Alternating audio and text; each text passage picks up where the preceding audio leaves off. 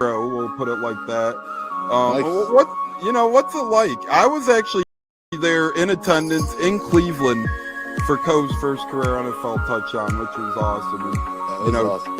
It was a great game. You could hear me on camera. I was just screaming, "Say it ain't so, Coe! Say it ain't so!" Sadly, from there, the game kind of went off the rails a little. That was the last high moment of that game, but it was a great game. Overtime loss, fun time. Yeah. But how was that moment for you? Seeing the first, whether it was on TV, in person, wherever you were, seeing his first NFL touchdown. How was that? Well, dude, I mean, we were at home because it was a away game. We don't travel to a lot of the away games because we can get into that later. But, to watch that and to think I wished I was there live. So to have your video was so cool. And just that, hey, this is so cool. I mean, that was so cool for us. Catching it from Tom Brady, right? Like he's got the ball yet.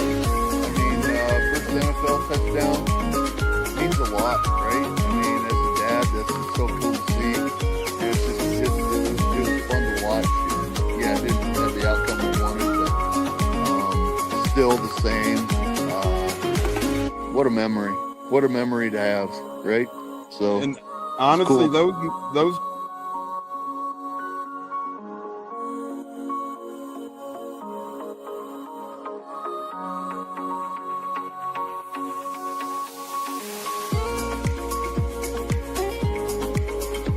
One of the best guests ever, the Buccateers in the house tonight.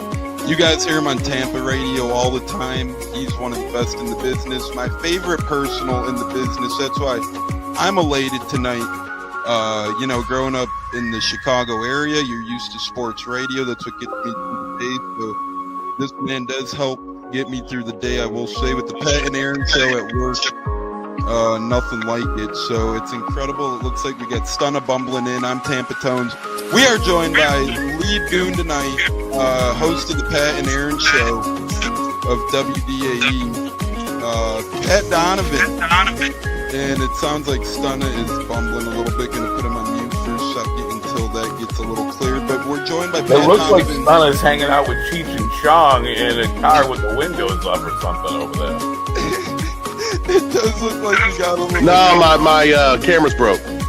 And he was trying to pull me in big time. And then I was like, nothing happened with Indianapolis yet. Like, I really want to give Indy a chance. And then also I talked to Cody Bruton, once he took over Rich McCann, I'm still like, well, look, I was like, y'all just give me the opportunity to explore free agency, see what's going on, and then kind of make us do it. All right, everyone, you are tuned into the Buccateers of wide receiver Kalen Geiger, and we are about to have a great pod. This is the Buccateers. You're tapped in, and here we go.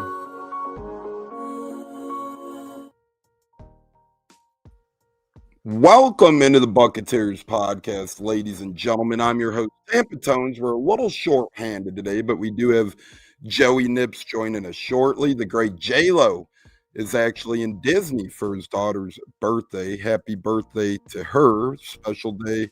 Also, my mother's birthday. Happy birthday to her. Yesterday were both of their birthdays, so a couple of great birthdays. But J-Lo's out. Zach's out.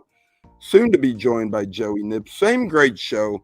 That's why we're on a little later, though. A little bit of a shorter show with two people. You don't need all the glutz and the gory and glamour and all that fun stuff. So we're here live on the Buccateers for about an hour or so, taking you to college football kickoff on our Saturday Showdown weekend of football kickoff show. We do have some breaking news regarding your Tampa Bay Buccaneers. Another Bucs player has been added to the injury report, and that's Chase McLaughlin. So he has been added to the injury report for this Tampa Bay Buccaneers team.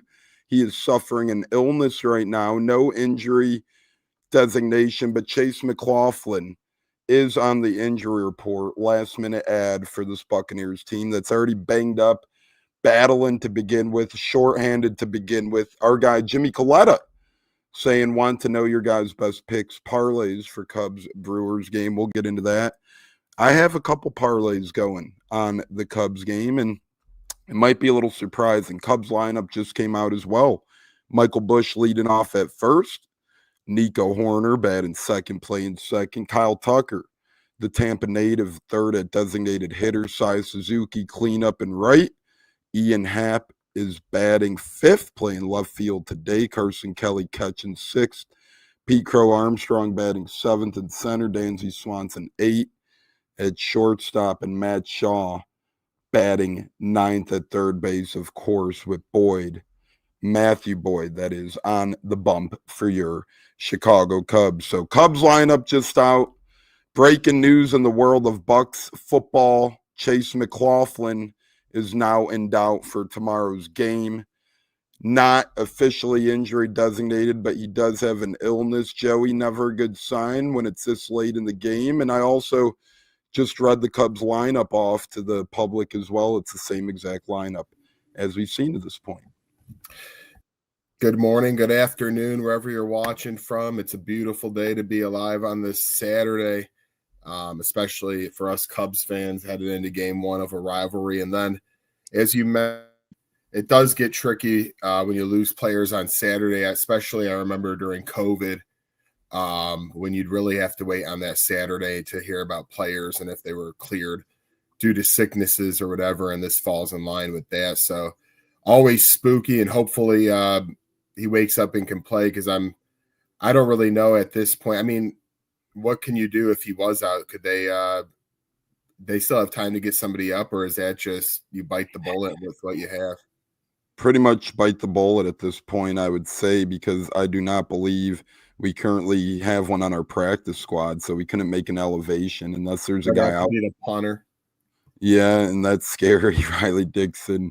So just another beautiful wrinkle in Thomas McGahee's special teams unit. Christopher, we know you're a Cubs guy for just joining us. Cubs lineup is out. Chase McLaughlin added to the injury report late for the Bucs this morning with an illness. So, Joey, quickly, we're going to go over the entirety of the Bucs Seahawks injury report. And I will say, both teams have their fair share of injuries. It's not like Seattle's getting out of this scotch-free, right? Because, Joey, out for Seattle is some key defenders, including DeMarcus Lawrence, their big-time free agent from Dallas, the defensive end. They're also without their starting safety, Julian Love, and they're without former first-round pick Devon Witherspoon out of Illinois as well. And then they're without their tackle, Josh Jones. Not that he's a key piece, but Joey, Seattle, 4 guys out, 3 defensive starters. I know the Bucs are banged up, but hey, you got to take advantage. Which unit of backups will step up more on Sunday? Yeah, and I was looking around the league, and I mean, even the Ravens, I just saw their injury report. It's massive. I mentioned it in Towing the Line. Don't miss that on Thursdays. Under the Buccateers umbrella, but it's just a killer. Not only quarterbacks, every position's getting, especially Tampa Bay, but amongst other teams, San Francisco. I mentioned Baltimore, you say Seattle. It's really a matter of, game plans are so important in today's National Football League, because you have to have depth and those players have to fill in on very short notice sometimes, as you mentioned as well. So it's going to be an interesting game. It's going to be a good game. I wish it was a home game, but in Seattle can be tough, as we know, with the 12th man. But nonetheless, 2 one-loss teams, I think, are going to have a good battle here, and I'm intrigued about it. Yeah, and good morning to the Godfather, James Rubright, in the house. I'm really, truly hoping these Seahawks fans are off their game. They're a little slosh, worried about Mariners baseball, perhaps. So that's what I'm hoping for. Maybe the 12th man turns into the 11.5 man, but probably not. They're probably going to be all bricked up, crazed up down there, ready to roll. Every time the Bucs were the creamsicles, they lose or almost lose. That is true, sadly. And we were the losingest team in NFL history in the creamsicles. We did win in the white creamsicles against the Jets, at least. So let's hope the white creamsicles get to 2-0. Joey, you're getting a jersey shout out as your guys' rivalry continues for the Cubs, but the Colts continue to get slammed by Paul Skeens. I should give him a call, because he's used to losing and being a loser. So I would really like a phone call to him, just because sad human, sad fan. When you come at somebody else's team, like as much as this gentleman does, I won't even name him. They have a very sad life of their own. So I do feel bad for him and hope he gets the help he needs. Wow, coming at the great Jimmy Coletta there. That's crazy. Bucs fan that Back to see back. both orange logos, Jimmy and Bucs fan. I thought Bucs fans comment was Jimmy, but that was actually from Bucs fans. So the orange logos are sneaky. RL Wolf, who's going to return kickoffs? I would imagine two options. We go RL Wolf. Obviously, fun fact, the Bucs have the number one return man in the league right now, guys. Cam Johnson, punt return wise, is number one in football. So you could go back there with Cam Johnson and kind of use him as your go-to kick returner as well. I know he's back there, but so is Tucker. I think in the Tucker spot, you're probably most likely going to see UDFA running back Williams, who will get elevated now into the active roster, into the number 3 running back role, kind of entrenched in that Sean Tucker role. So that's a likely possibility.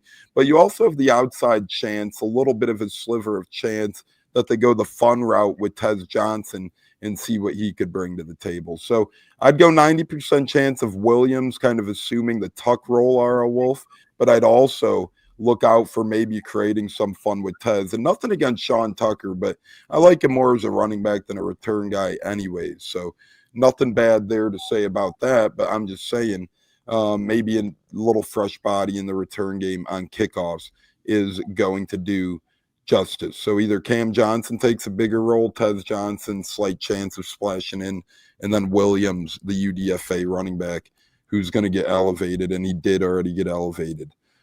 So that's that. That's what I think will happen with the return game. Jimmy C showing love back to Joe, but quickly, Joe, Bucs injuries are not showing love. Bucky Irvin out, Mike Evans out.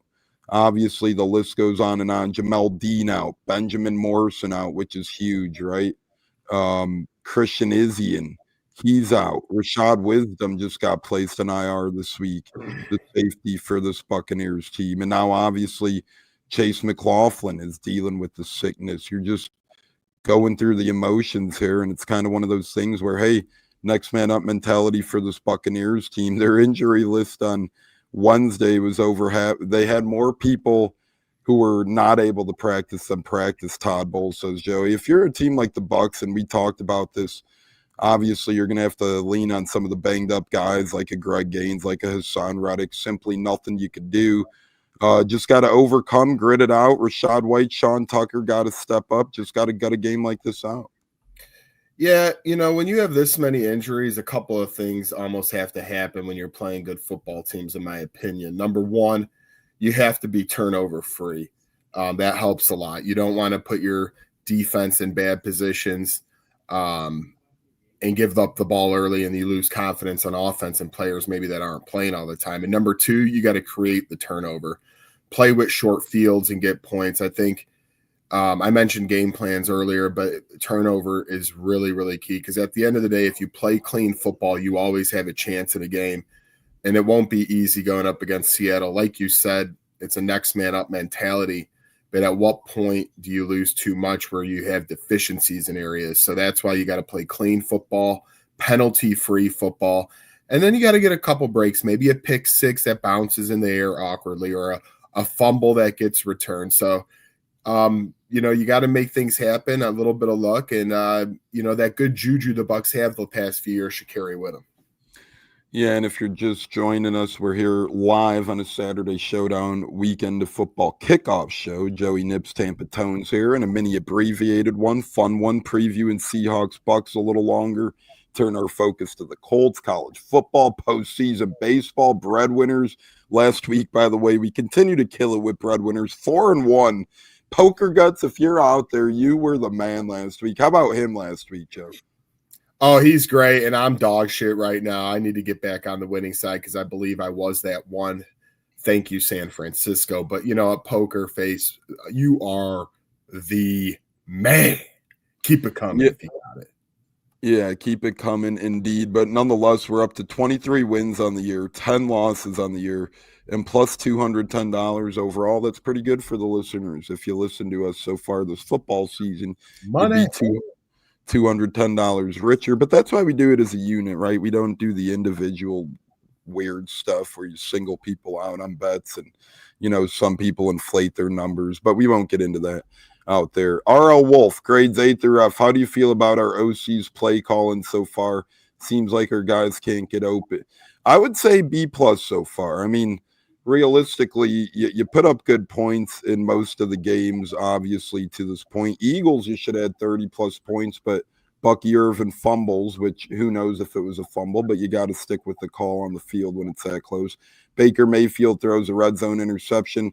Against the Jets, we had a field goal blocked, which resulted in 3 points. We didn't get there, right? And then against the Texans, we had pump block when we were on the 50-ish or so. So there were times throughout the season where time and time again this Bucs team could have scored more points. Could it be a little better? Perhaps, but we got to remember he's a first-time play caller. So for now, I'll give him a B+. What say you, Joe? Yeah, I mean, I've watched every game to this point, and I mean, really, if you go back to the last game when you have a turnover, a block punt right off the bat, the Bucky fumble, to me, those are things that set you back more than anything. But also do not forget that the talent level, I mean, Godwin just coming back from injury, so he's not fully up. Mike Evans is lost. Keith, I know he was a blocker, but he's obviously gone. So it's really hard to judge totally the play calling. I would give him a B. Of course, there's room for improvement, and he's not doing perfect by any means. But the offense, most of the time, gets it going. Now, they've had a lot to come from behind a lot, so I would like for the Bucs to start faster.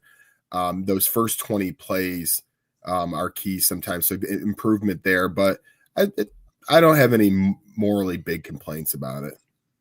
Shout out to Jerry Linda Keefe, friend of the program, on the loss of Co for the season. But Joey, that's a big mention. Yes, he's blocking, but that means Cade Otton has to do more blocking. So we couldn't really use a tight end game in the air to this point either. A lot of people forget. They go, "Where's Cade Otton? Where's this guy?"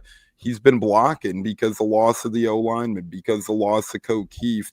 We can't really afford nothing against Charlie Heck. He's doing a great job in the run game, but pass game, it's like, geez, can't really afford Baker those hits. What's up, my brothers of destruction? The great J-Lo in Disney. Hope you're having a great time celebrating your daughter's birthday. Friend of the programs, Abraham. Good morning, guys. Good morning to the great Abraham out there. We hope you're enjoying that Buccateers long sleeve shirt you won a few weeks back, Abraham. So we'd love to see a picture of you in that. Next time you're in that, brother, that would be great. J-Lo, time for a rebound tomorrow for both of our teams indeed.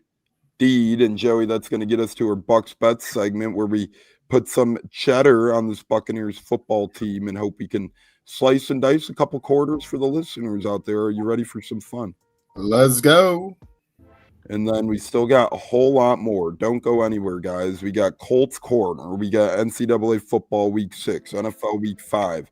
MLB postseason, breadwinners. It's just a great time here on the Buccateers, pretty much taking you up to the top of the hour. RL Wolf will answer that as soon as we're done with Bucs Bets. We see your question, brother. Hang on. Hang with us. Joey Nips, Tampa Tones here, taking you through some Bucs Bets. Remember, tomorrow's game is staying put at 4:05 Eastern, by the way. So there's some time speculation. 4:05 Eastern. Joey, would you rather bet the Bucs money line, $10 to win you $16, or would you rather bet the Bucs spread at +4 points? And this one, I'm going to take the 4 points because I think it would be crucial. It's going to be a close dog fight, and I will obviously rather have the Bucs just win it and get that money line. But I'm going to take the 4 points just in case something spooky happens at the end. Over under 44.5. I'm going to say, oh man, that's a tough one. Both these, I'm going to say over. Seattle, I know Bucs are banged up, but Seattle's defense being a little banged up, I think that might create some opportunities. And then I will say the Bucs secondary is banged up as well, right? So maybe a guy like JSN has a decent day tomorrow. Obviously, I hope not. I think Zion and Parrish could handle him, but 44.5 seems pretty obtainable for Sam Darnold and Baker Mayfield. Led offenses. I would go with the over if I were a betting man right now. Joey, we're getting to touchdown scores. J-Lo says Godwin and Tucker will get tutties, so we'll see if that comes about. But Joey, out of the quote-unquote 2 big wigs for this Bucs team, Rashad White, $10 to win you 11, or Emeka Egbuka, 10 to win you 17. Who are you going with to score a touchdown? I mean, it'd obviously be a little easier to say Rashad White since he's going to be getting the bulk of the action. But I'm going to go with Ibuka just because, obviously, without Edmonds and Godwin keeps getting back, Ibuka usually does a good job of finding a big play here or there. So I want a little more money. Give me Ibuka.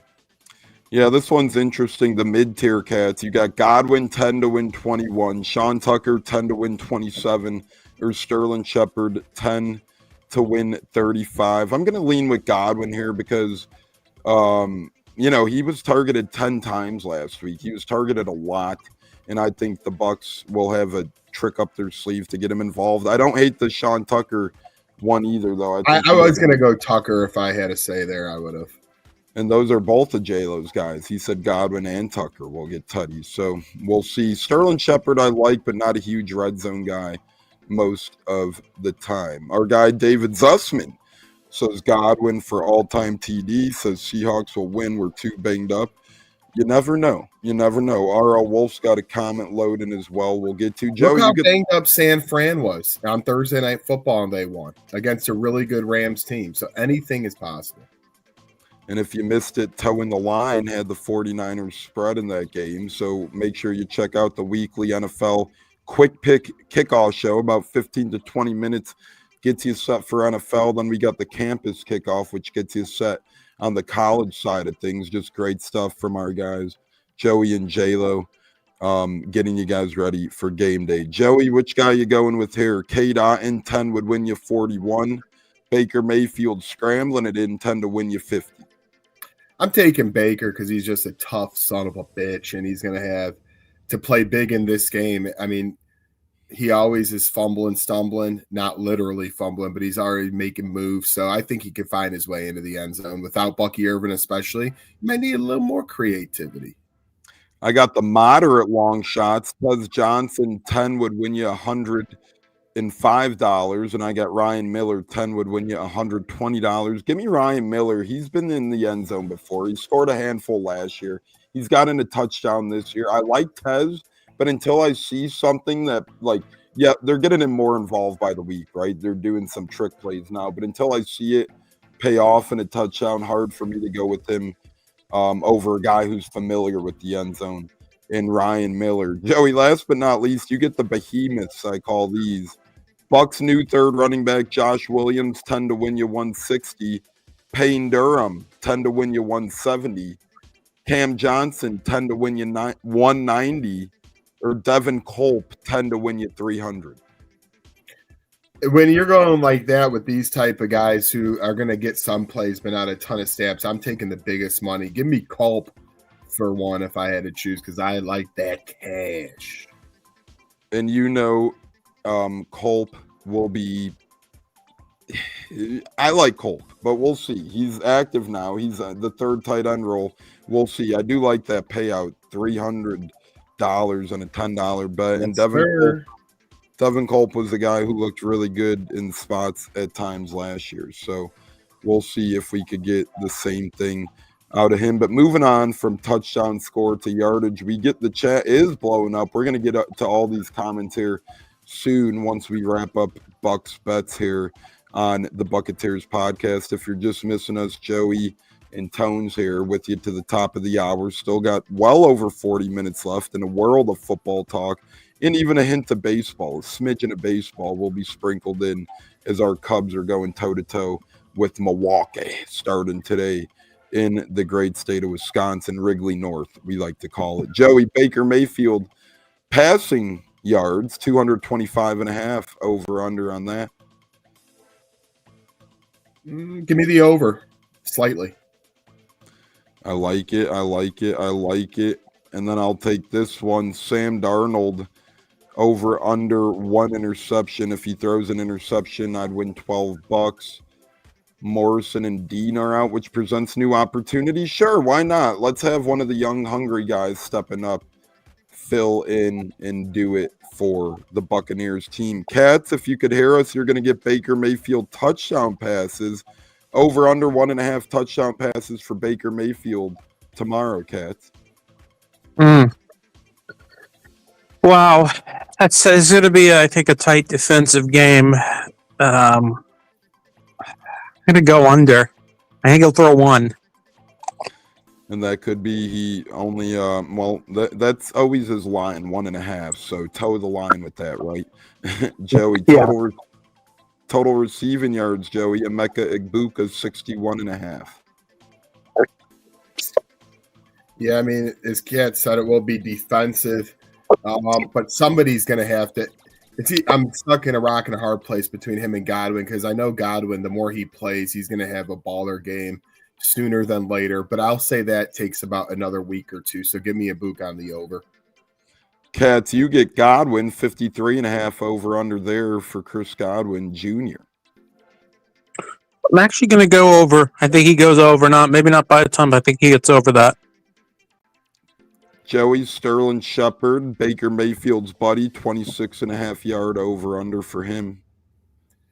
I mean, it seems so easy because you probably only need a couple receptions to get there, but he was pretty tame last game. Granted, these Eagles defenders, I mean, I know we've all watched the Eagles lately with how good they are with their playoffs and Super Bowl run, but it seemed like these cornerbacks were just stick 'em on the Bucs receivers. Like, they are really talented back there, even though they're a bunch of D-bags. They're very talented. So I think maybe that eases up a little. I'll say he gets just slightly over a smidge.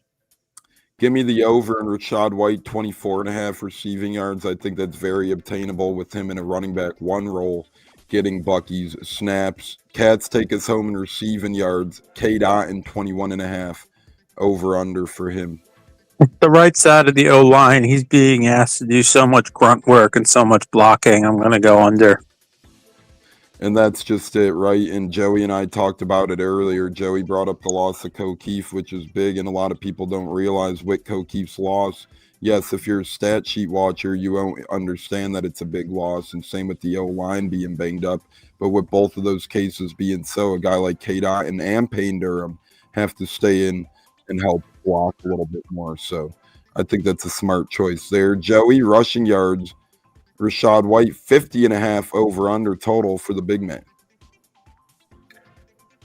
Yeah, I'm going to go over there. I mean, they're going to have to, obviously Tucker, I think he plays a big factor too, but Rachaad White, he's looked good at times when he's spelled Bucky, so I'll go over. Cats, you get Sean Tucker, 26.5 over under for Tuck. I'll go over on that. I think Then he might buff one, and that'll help him get over. Yeah.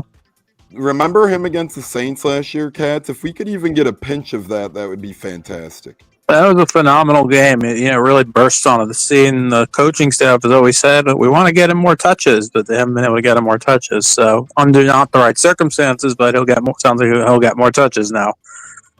That's all we could hope for. I get Baker Mayfield, 17.5 rushing yards over under.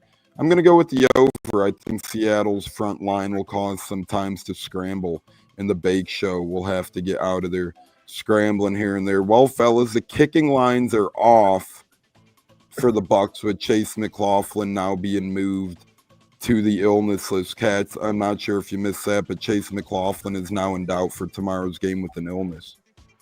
Yeah, I woke up to that. So I've got to ask, and you may know, maybe you won't. We don't have a kicker on the practice squad or anything. What do we do here? I mean, we shouldn't have to have our punter be the kicker or go for two or not kick field goals. I think there's got to be a way to get an emergency kicker in, isn't there? You have a whole day and a half to do it.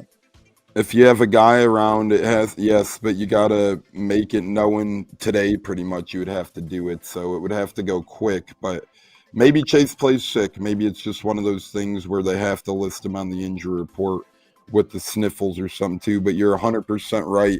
No practice squad kicker for the Bucs makes it that much more complicated. But that'll do it for our Bucs bets. As I said, sadly a little shorter without the kicker in certainty with Chase McLaughlin. And then the defensive props aren't out yet, probably because they have to figure those out with guys like Morrison missing, with guys like Dean missing, things like that going on. So we're going to get to all these questions and comments now. Are you surprised by Jacksonville's start with Hohen as a head coach? They keep climbing in power rankings. I accidentally called him Hohen, but that ain't a bad name. Joey, what say you? Liam Cohen in Jacksonville. From keeping a close eye on them, to be honest with you. Now, a little surprising at 3-1. They have the talent, but here's the thing. In a couple of their games, like against San Fran last week, San Fran really shot themselves in the foot with 4 turnovers. If you have 4 turnovers in a game, you're not winning much. And then they played Houston the week before that, where it was an ugly game. So ETN's really carrying the load there for him. Trevor Lawrence has mediocre numbers, but ETN's having like over 6 yards a carry in damn near every game. So that's where they're really leaning on, and it's working for them right now, which puts them tied for first with my Colts. So I'm not fully shocked because the talent's kind of always been there, but at the same time, if you watch their games, it's not as pretty as the record speaks. So we'll see if it holds true over the next month. What is Ben Morrison's injury? Hamstring. He is hammied up, and that's never a great thing, but he is dealing with the hamstring at this time. Benjamin Morrison is, once again, he is out for Sunday. Our guy B-Shuck, welcome in, B-Shuck. Long time no talk, brother. Any given Sunday, indeed. I like it. This team's a bunch of fighters, man. We're going to fight, and we're going to battle, no matter how limited we are with injuries. Poker Guts. Hey, yeah, we always call it our pregame show, Poker Guts, even though it's a day early. We used to do Sunday mornings, but there's so much pregame fluff on Sundays.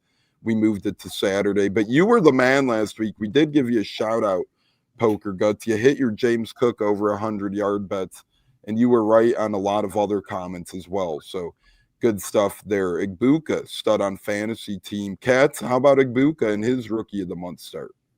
An outstanding start. And I honestly am not surprised. I'm not at all surprised by it. Just everything we heard, starting with even in minicamp, and then we started hearing it in preseason. I'm thinking, this guy's going to be a very quick study. And sure enough, that's what's happening. So congrats to Emeka on that. And then, going homecoming for him and several other Bucs as well tomorrow. A lot of Bucs have ties to Washington State in that area. So hopefully he can have a big game in front of his family along with several other Bucs. Joey Poker Guts predicting a big game from Sean Tucker over 79.5 rushing and 5.5 receiving yards. Wow. I mean, hey, that would, if the Bucs could have a lot of success on the ground between him and Rashad and stay healthy, that's why I'm wearing all this gear right now. With all these injuries in the NFL, you never know what might be creeping around here. But if they have a big running day between both running backs, control the clock, good time management, no turnovers, that'd be a big key to success for a win. Yeah, our guy Neil checks in. What it do? Poker Guts saying huge payout. We hope that does pay out. J-Lo 31-27. Bucs win. Tucker the MVP. See you later, my brothers. Go Bucs. A great J-Lo. Enjoy your day in Disney with your daughter for her birthday. Our guy R.L. Wolf. White has been running real strong lately. I think he is a monster game. Yeah, I mean, a lot of these Bucs running backs are capable of doing so. Baker over 225 easy. J-Lo giving an ode to the Colts. Go Colts, he says on his way out of the building. We're going to talk to them here shortly as well. Yeah, Darnold, it would be nice if he had a Carson Wentz game. Everybody was on the Wentz train, Cats. Everybody said Wentz is going to be the new McCarthy, and now it looks like Wentz is still Carson Wentz. Darnold is a guy, I think good coaches always liked Darnold despite his start, like what happened in New York with the Jets, and then, whatever happened in Carolina. And then, a smart coach like Kevin O'Connell likes him, and now Mike McDonald and the Seahawks bring him in. But, we've seen, the only thing is we saw in the playoff game last year, he held that ball so long, took a lot of sacks, as I recall. I didn't really watch a ton of the game. So, the Seahawks have an issue with the right guard. I think it's the right guard. Now I know we do too, but so if you can, get a little, get some pressure on him, maybe actually force him, because I looked up some numbers. Seattle has forced 7 turnovers, but they have turned it over 6 times. So, the hope is we can, I think our defense maybe needs to create a splash play in this one. They've created a lot of tackles for losses, breakups, passive breakups. They've generated some sacks, just haven't been able to quite get those turnovers yet. Yeah, and we'll see if we could finally get those. Sean Tucker, more love. Olive joining. Good morning, Olive. We love our lady listeners. Thanks for joining per usual. Always a great thing.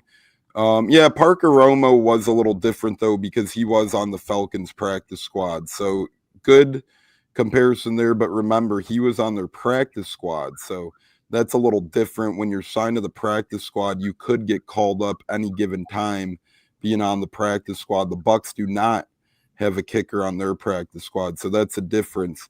Parker Romo was on the Falcons practice squad, where the Bucs actually do not have a kicker on their practice squad over there. So a little bit of a difference there, but good point, Olivia. I see it. Thanks for the efforts. Poker Guts, if Tutton receiving prop is 0.5 still easy over. Yeah, one catch for the Jaguars back. And this guy is a man naming all things. We love it, Poker Guts. You won us some money last week as well. Speaking of winning some money, it's go time. Coach, really quickly here, I do have a little update. I was trying to dive into this on the whole McLaughlin team and Katz's question. An NFL team cannot sign a player and play them the day before a game unless it's before 5 p.m. local time. Right. And players typically cannot be added to the active roster. Even if a player was signed, they would need to clear waivers, pass the physical, and get the game plan. So, I mean, kickers don't really need a game plan, but it seems like there's a decent amount to it. Yeah, like I said, you'd have to do it today, and it'd have to be quick because elevations get named 24 hours before the game. Once those elevations get named from the practice squad, that's it. It's done. It's locked in. So, yeah. So that's at 4 o'clock Eastern? Is that basically what I'm here understanding? 4:05 Eastern time? Essentially. Correct. Yeah, that's a deadline pretty much for moves, and we'll see. I mean, I think Chase will kick through it, and if he's feeling that ill, we'll just try and go for it. He's in doubt. I mean, he might play Theta, but he's ill. He has an illness, and it just got announced this morning. So we'll see what the hell happens there. But good stuff, Joey. Day before game, 24 hours before game officially. Katz, thoughts on that quick? Well, it's kind of, it's every team's fans will say, oh my God, our injury situation is awful. But for us, it seems like us and the Ravens are a little bit above the norm. Even I hope Skip Pete got banged up. Yeah. And Gene Deckerhoff had to miss a game too 2 weeks ago.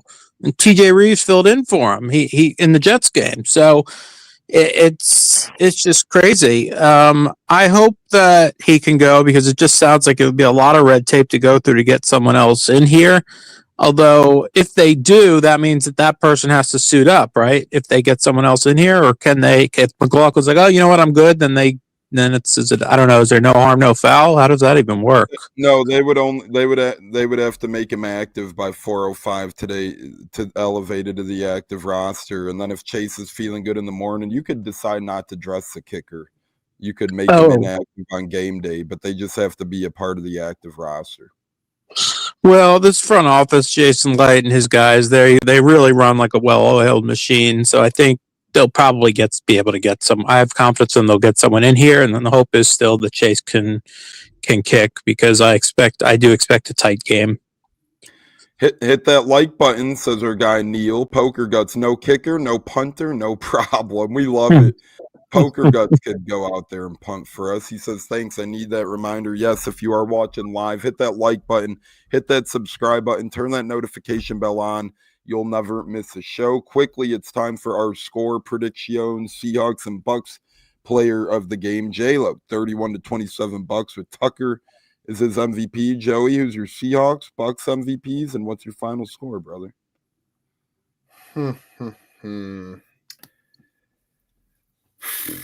Man, last week I thought you guys would beat Philly, and it could have still happened, even though with some loose turnovers there, especially to start the game and the Bucky one. I don't know. I just think I think it's gonna be a close game. I think it's gonna be a battle, but I could see. I'm gonna go Seattle 23, Tampa Bay 21, in a barn burner. Seattle walks it off at the end with a field goal.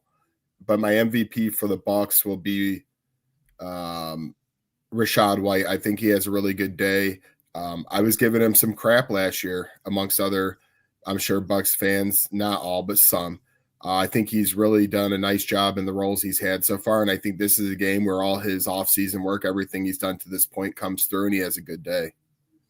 Who's your Seattle guy you're circling if you're the Bucs? I mean, The Bucs could do a good job of stopping their running game. Yes, they have Charbonneau and Kenneth Walker, but for whatever reason, it doesn't seem like they get fully going. So to me, it's all about Darnold. Katz mentioned the playoff game.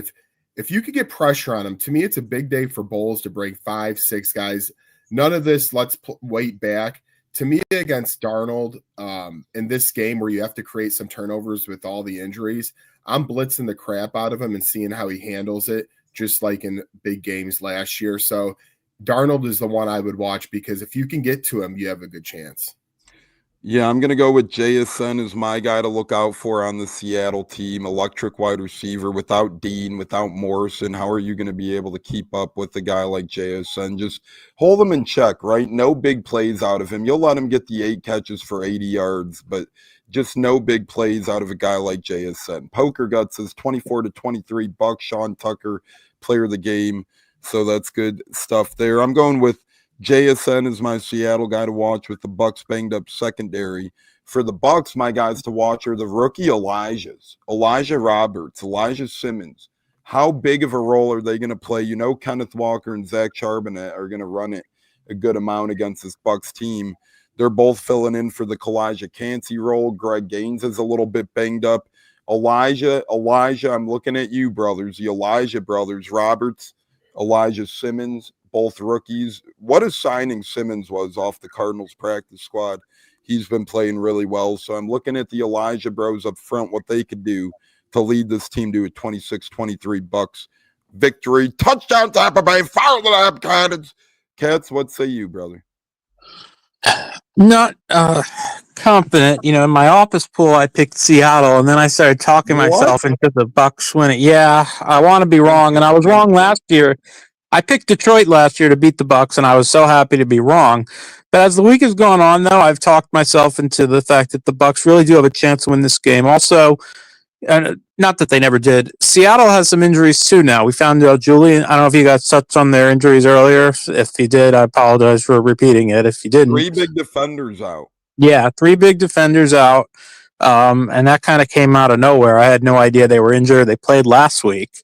So, I'd say both secondaries are dinged up.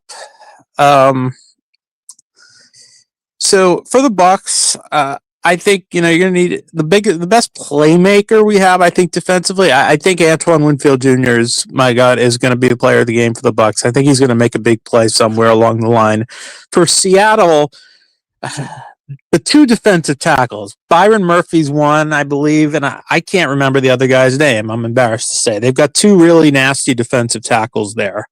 And Mike McDonald has done a great job with that defense. And the Ravens miss him quite a bit too. So I think both teams stop the run. Both teams stop the run very well. I'm going to go ahead and pick the Bucs here. I think... And you're talking about Jerron Reed and Leonard Williams as well to round out that front. Right. Those 3 guys, that's a very, formidable, but so is ours, even without Kalijah Cansey. You got Vita Vea also making a homecoming as well of sorts. And you got Greg Gaines actually is playing. Kudos to him. What a warrior with a pec injury. He's coming right back. And the 2 Elijahs, like you mentioned. Keep this one, I think, low scoring. I think the Bucs can eke this one out 17-14. I love it. And we'll see. We all got Bucs. Joey has Seattle winning closely.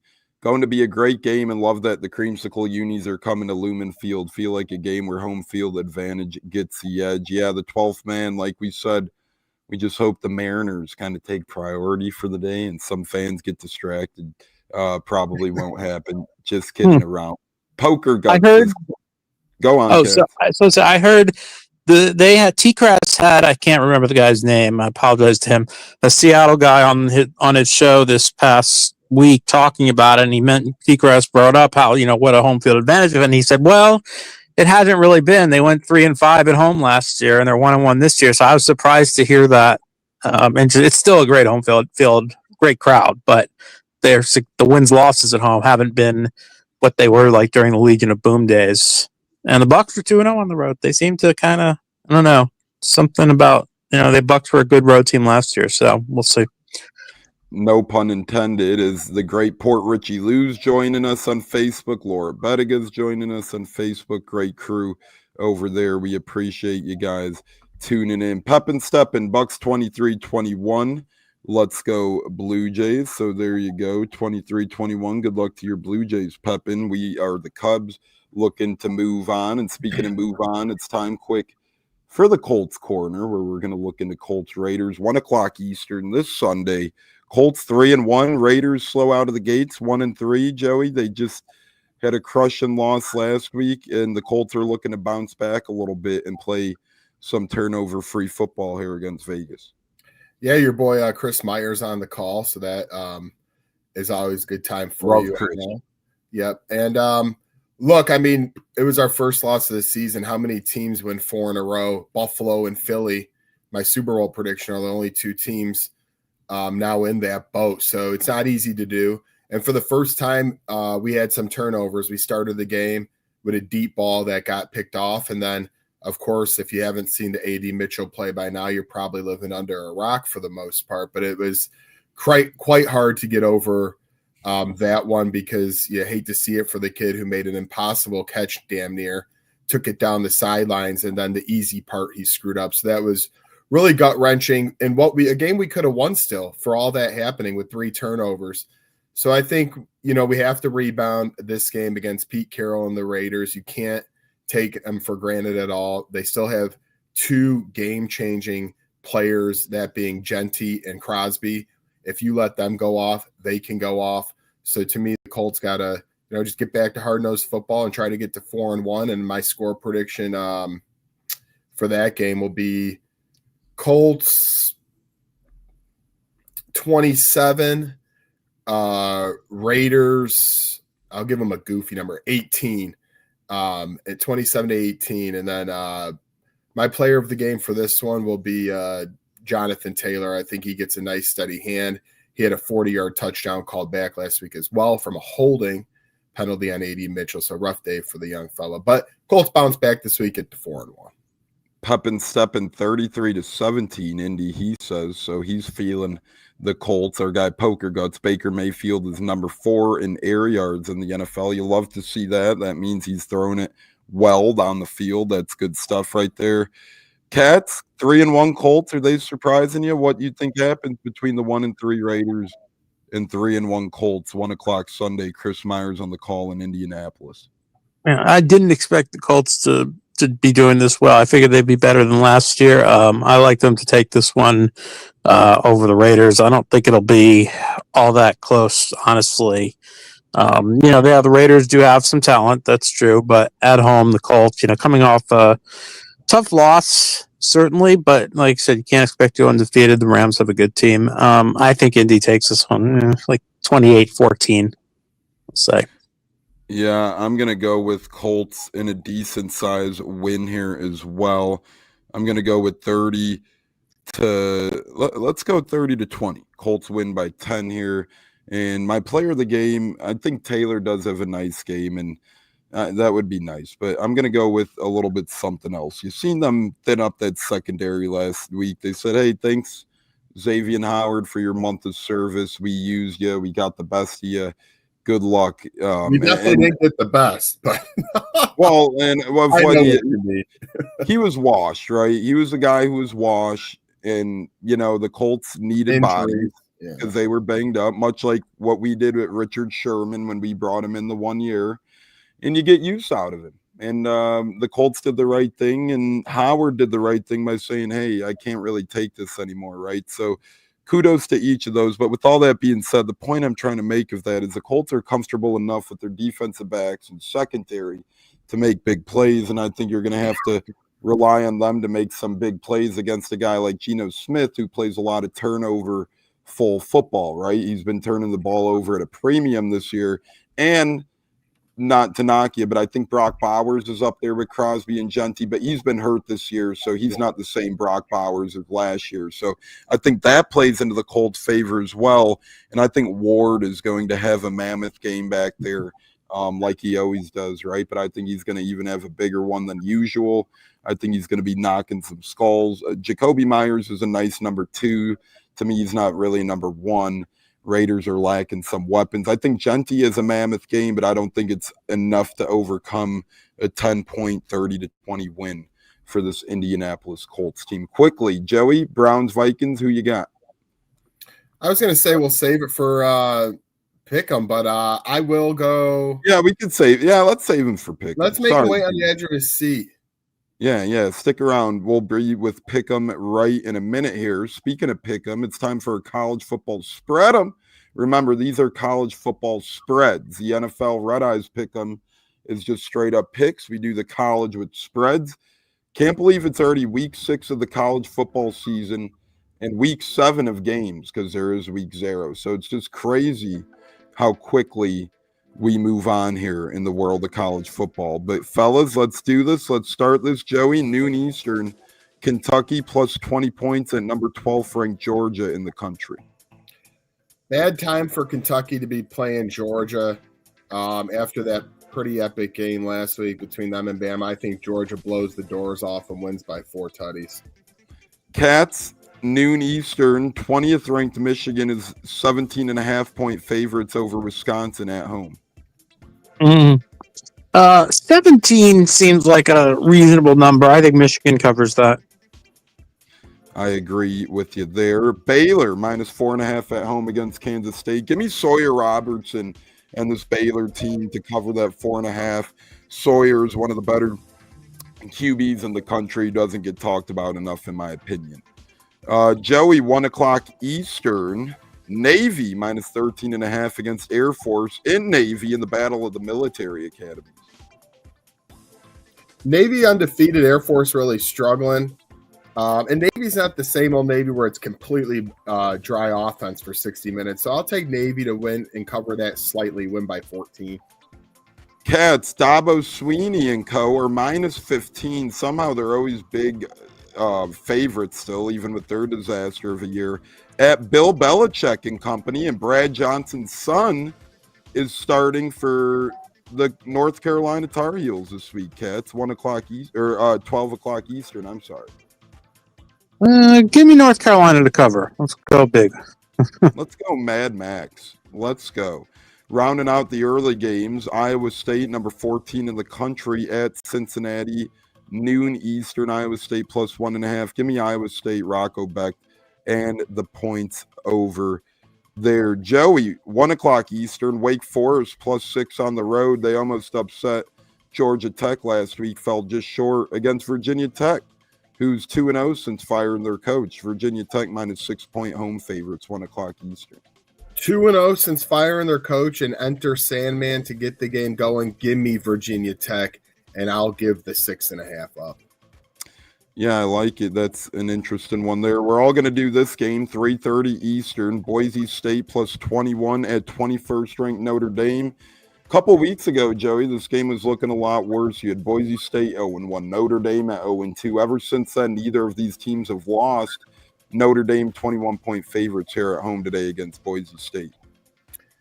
Yeah, they'll win, but they won't cover. The Notre Dame defense has struggled at times this season, and Madsen's had a good quarterbacking, keeping the turnovers down for Boise State. So I think Notre Dame will win by 14 or 17, but it's not going to be the full-on spread. Cats, what say you? Does Notre Dame cover the 21 points home against Boise State, 3:30 Eastern today at Touchdown Jesus Field? Yeah, 21 at home. Yeah, I think Notre Dame cover that number. Yeah, I think so. I think they win by 24. Let's go with that. I think Notre Dame's playing some of their best ball, and let's not forget, they need some style. I think they'll get into the playoffs, but style points always help out, right? You beat a team like Boise State big. I think that'll end up helping them out. Joey, number 9th ranked Longhorns travel to Florida in the Swamp to take on the Gators, 3:30 Eastern. Gators plus 5-point underdogs at home against the 9th ranked Texas Longhorns. Yeah, I'm sorry, J-Lo, on this one. I know it's been a tough start, but a lot of people are, I feel like, thinking Florida is going to come through big today. I'm going to go the opposite. I think this is the first game where people are like, wow, Arch Manning and Texas finally got it all together, an impressive win on the road. So I'll take Texas and give up the 4.5. Big game for Arch.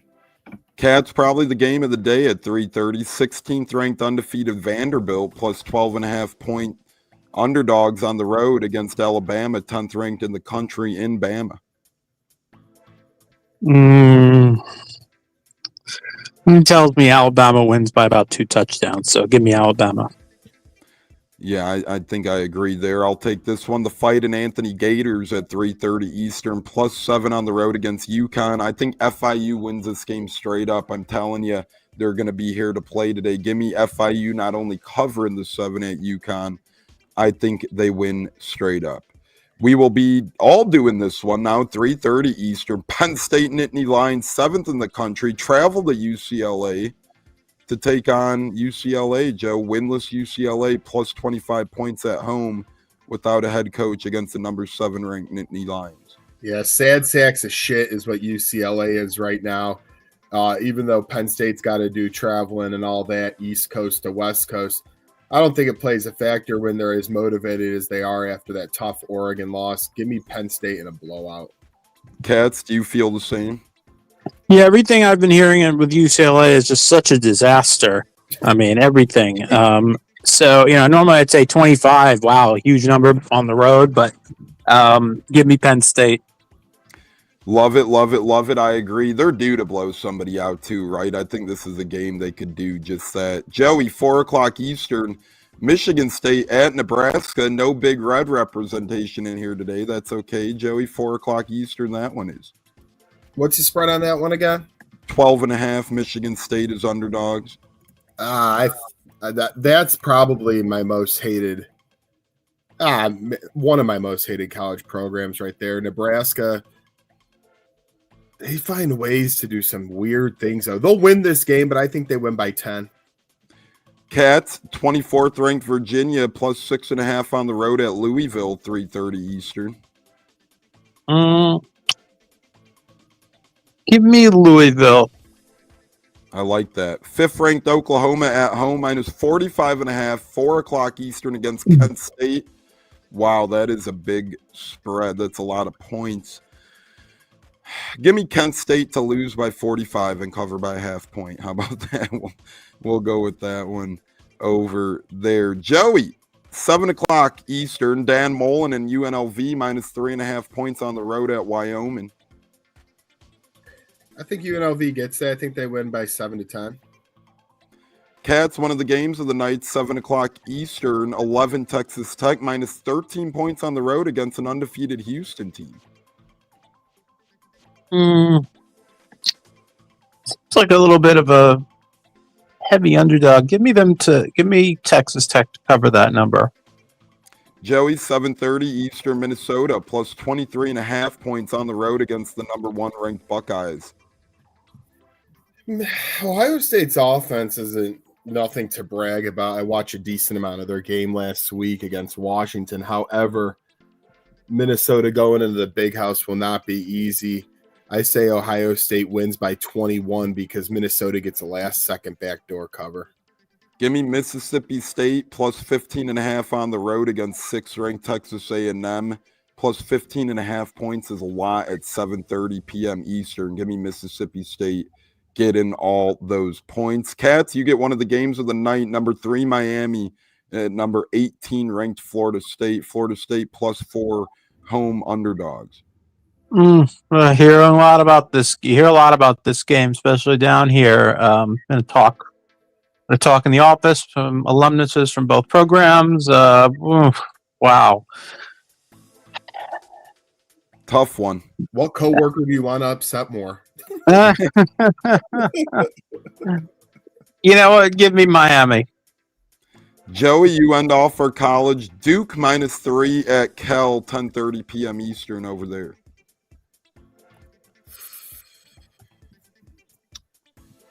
Man, what a goofy spread. I'll take Cal on this one by a field goal. We're going to roll right into Red Eyes Pick'em in the world of NFL football here. Football. We do have some football across the pond tomorrow. And Joey, since you wanted to wait, we'll let you start it off with Vikings-Browns across the pond in London, 9:30 a.m. Eastern. Remember, we picked these without the spread. Vikings-Browns. Remember, Vikings played in Europe last week as well. Yeah, first team to ever do back-to-back weeks overseas. Get used to that. And the next few weeks, we have early morning football. Don't forget Jacksonville did it last year, but they're the first team to do it in different countries. That's correct. That's what I meant. They still had some travel, even though they were overseas. I'm going to go Minnesota in a close game. It's going to be a little ugly. Part of me wanted to go with Cleveland, but first start for Gabriel. I know that went well for Dart, but I don't think it goes as well for him. I think Vikings in an ugly game. Cats and Pep and Steppen agrees with you, Joey. 17-10 Vikings, he says, in an ugly one. Smart so man. there you go. Cats, Finns, Panthers, 1 o'clock Eastern tomorrow. Both of these coaches could be getting on the hot seat, maybe. I feel like Mike McDaniel's been on that for a while. The loss of Tyreek Hill, though, might give him some leeway in that regard. Maybe. I don't know. At home, give me Carolina. Give me the Jets to upset Cowboys tomorrow, 1 o'clock Eastern. I think the Jets get their first win of the year tomorrow, and the Cowboys lose. That's just because how the NFL is. Look at Thursday, right? So give me the Jets. I think they're due for a win, and head coach Aaron Glenn might start doing some bad stuff if they don't win. Joey, Giants at Saints, 1 o'clock Eastern. This one's tricky as well, in my opinion. Close your ears, Bucs fans. I'm not doing this because I want to. Like Tone said, it's hard to lose 5 in a row. I was actually very impressed with how they kept it close with Buffalo last week on the road. I think the Saints defense comes to play. They turn Dart over a couple of times, and Saints win in a lower scoring game. I have the Saints winning that one as well. One of their 3 wins I have them getting this year. Texans at Ravens, Cats. That one's interesting without Lamar. Cooper Rush time in Baltimore, 1 o'clock Eastern. Yeah, I like the Texans in this one. They still have a very formidable defense in Houston. The Ravens, it's not even just Lamar. They're just so banged up everywhere, all over the place. They're not playing well either, to boot. Yeah, give me the Texans on the road in this one. Give me Denver on the road at Philly tomorrow, 1 o'clock Eastern. Ooh. Denver, yeah, I think that I have a lot of ups. I picked all upsets this week, and I started with the 49ers on Thursday, so damn it, I'm sticking with my upsets. Give me Denver on the road. Listen, Philly's 4-0, but they've skirted by 4 times. Denver and Sean Payton looked really good, although it was against a very struggling Cincinnati team. Give me those guys out there. Joey, 4:05. Starting our afternoon slate outside the Bucs game, obviously. Titans travel to Arizona. You know, it will be a close game. I feel like a lot of people are picking Arizona in a blowout, which is deservedly so. I picked them in one of our winners pools. But Titans defense usually shows up. And again, these 0-4 teams, even though as much as the Titans have looked, I mean, that Titans-Texans game was hard to watch last week. But I think the Titans keep it close. Cardinals win by a field goal or 7. Cats, you get the Commandos with Jaden Daniels back at Harbaugh's house in L.A., 4:25 Eastern. Yeah, it's big for them getting Jaden Daniels back. McLaurin, however, is not back. And the Chargers, coming off a loss nobody saw coming, I see them bouncing back. Give me the Chargers. Give me Detroit to blow the brakes off of Cincinnati, 4:25 Eastern in Cincinnati. I got Detroit rolling them over. Joey, Sunday Night Football on NBC, 8:20 Eastern. Patriots traveling to Buffalo.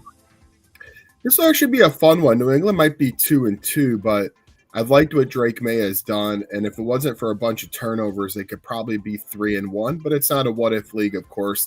Give me Buffalo by 7-10. Cats, you round out the football. Monday night, Chiefs travel to Jacksonville, 8:15 on ESPN. I struggled with this game quite a bit. This is a very tough one to pick. Jags defense is playing outstanding right now. However, Chiefs coming off a big win against the Ravens. They've gotten to 2-2. They seem to be finding their footing now.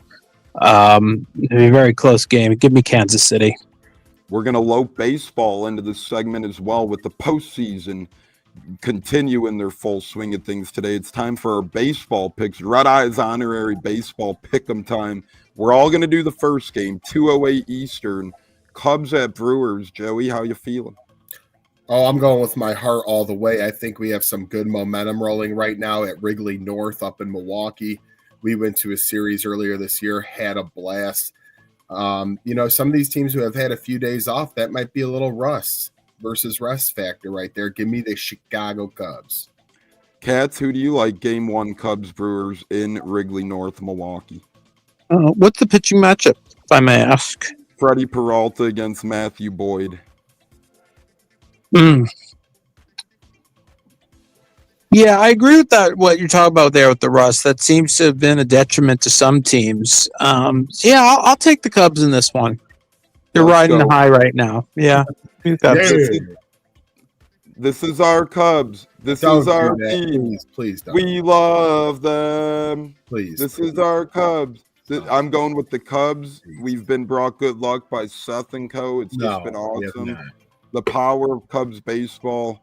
And Matthew Boyd, I think he's going to be fired up. People are saying short rest. That might be bad. I think the opposite. I think he'll be ready to roll on short rest. Joey, you get Yankees, Blue Jays, 4:08 Eastern. Pepin Steppen says 4-2 Blue Jays. What say you? What's the pitcher matchup there? Oh, let me see here. I know I threw in a wrench, but it does play a Gausman, Gill. Gausman, Gill. I'll go with the Blue Jays in a really fun baseball game. You'd look to see some runs there. Cats, Ohtani against Sanchez. Dodgers against Phillies, 6:38 Eastern. Christopher Sanchez, I don't know if you guys knew this. The Rays traded him for Curtis Mead. That one did not go in our favor. And he's a heck of a pitcher. Give me the Dodgers. No, I'm sorry. As I'm talking Christopher Sanchez, I picked the opponent. No, give me the Phillies. The Phillies. Give me the Mariners tonight over the Tigers. George Kirby on the mound for the Mariners. Tigers not announced yet. 8:38 p.m. Eastern. Before we get to our breadwinners, final words, and fantasy picks quick, Buccateers schedule. We'll be back live on Monday. Our next show, Man Cave Monday, 6 o'clock p.m. Eastern. And we'll go from there. Or maybe we'll do mine and Cat shows. We'll discuss, but we'll be back Monday, 6 o'clock Eastern, regardless. Quickly, fantasy mash report time, Joey. Who would you start if these were your choices to start? Half-point wide receiver, PPR, or obvious. It's a flex spot, so it doesn't really matter, but it's half-point PPR regardless, Joey. You could only start one of these. Woody Marks, Wan'Dale Robinson, Chris Godwin, or DeMercado.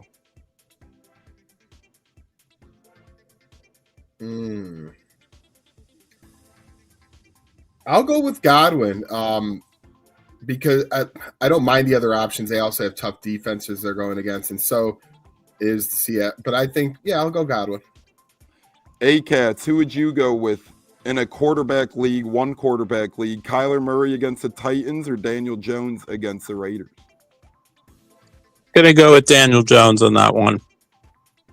I love it. And that does it for our fantasy football mash report for this week. If you guys have any more questions, go on, get them in while we're on the air.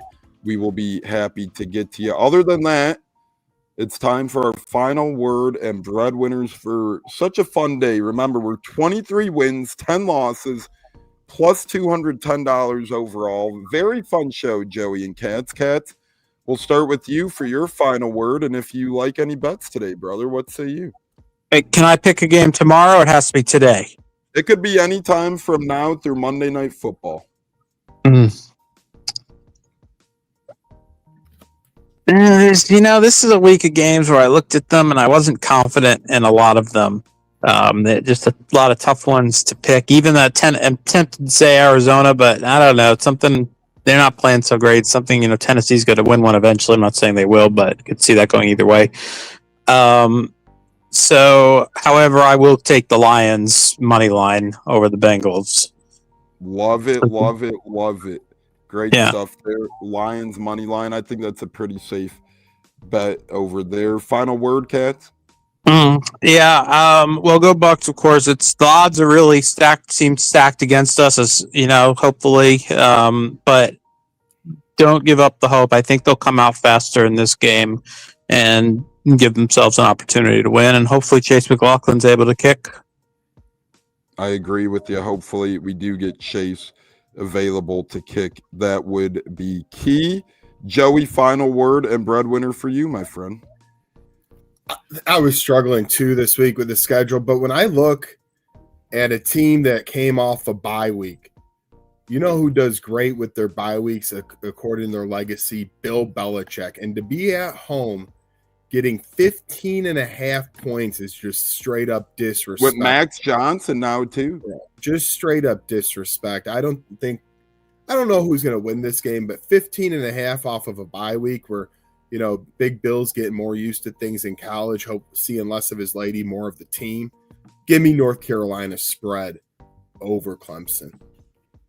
I like that one a lot. And give me, I'm not, again, tough schedule, but I'm going with Iowa State on the money line over Cincinnati. I know they're on the road, and I know it ain't going to be easy, but I got Iowa State money line on the road, $20 to win you $19. So once again, Cats Lions money line, Joey North Carolina spread, and I am going with Iowa State money line.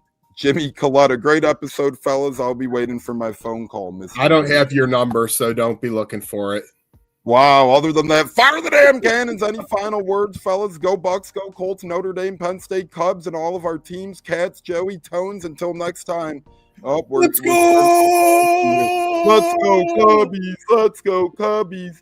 Cats and Joey, enjoy your Saturdays. Fire the damn cannons. Let's go, Bucs. We'll put it like that. Nice. What's it like? I was actually there in attendance in Cleveland for Coe's first career NFL touchdown, which was awesome. And, Awesome. it was a great game. You could hear me on camera. I was just screaming, "Say it ain't so, Coe! Say it ain't so!" Sadly, from there, the game kind of went off the rails a little. That was the last high moment of that game, but it was a great game. Overtime loss, fun time. Yeah. But how was that moment for you? You know, seeing the first, whether it was on TV, in person, wherever you were, seeing his first NFL touchdown. How was that?